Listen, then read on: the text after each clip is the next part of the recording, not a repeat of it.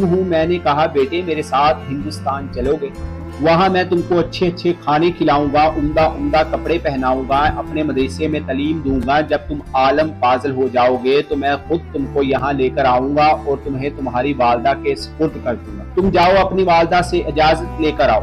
لڑکا بہت خوش ہوا اور اچھلتا کودتا اپنی والدہ کے پاس واپس گیا۔ وہ بیچاری بیوہ دوسرے بچوں کے اخراجات سے پہلے ہی پریشان تھی، اس نے فوراً اجازت دے دی۔ بچہ فوراً آیا اور مولانا کو بتایا کہ میں آپ کے ساتھ جاؤں گا، میری ماں نے اجازت دے دی ہے۔ پھر پوچھنے لگا آپ کے شہر میں چنے ملتے ہیں؟ مولانا عثمانی نے بتایا یہ ساری چیزیں وافر مقدار میں تمہیں ملیں گی۔ مولانا کا بیان ہے کہ میری انگلی پکڑے پکڑے مسجد نبوی صلی اللہ علیہ وآلہ وسلم میں وہ میرے ساتھ آیا اور تھک کر رہ گیا۔ سرکار دو عالم صلی اللہ علیہ وآلہ وسلم کے روضہ مبارک کو دیکھا اور مسجد کے دروازے کو اور پوچھا کیا کہ بابا یہ دروازہ اور روضہ وہاں بھی ملے گا؟ میں نے